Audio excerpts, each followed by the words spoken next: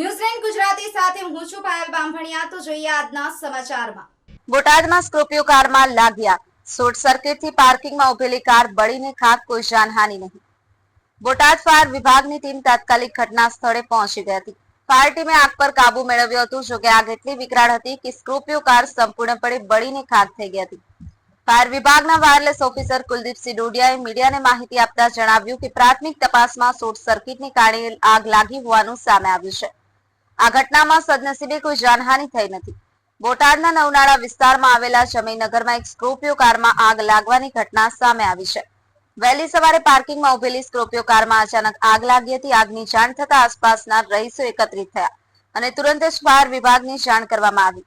ન્યૂઝલેન્ડ ગુજરાતી, બોટાદ। મારું નામ રફીકભાઈ ઈસાભાઈ ભાસ। સવારમાં વહેલી સવારે અમને રાતે પાર્કિંગ કરીને ગયા હતા અને વહેલી સવારે અમને એક ભાઈનો પાડોશીનો ફોન આવ્યો કે તમારી ગાડી સળગે છે। તેથી અમે દોડી આવ્યા અને અમે તરત ફાયર બ્રિગેડને જાણ કરી। ફોન કર્યો તો ફાયર બ્રિગેડ 5 મિનિટમાં પહોંચી ગઈ અને તરત આગને બુઝાવી દીધી અને કોઈની જાનહાનિ થઈ નથી। શા કારણે આગ લાગી હતી ગાડીમાં? શોર્ટ સર્કિટના કારણે આગ લાગી એવું કઈ સ્થળ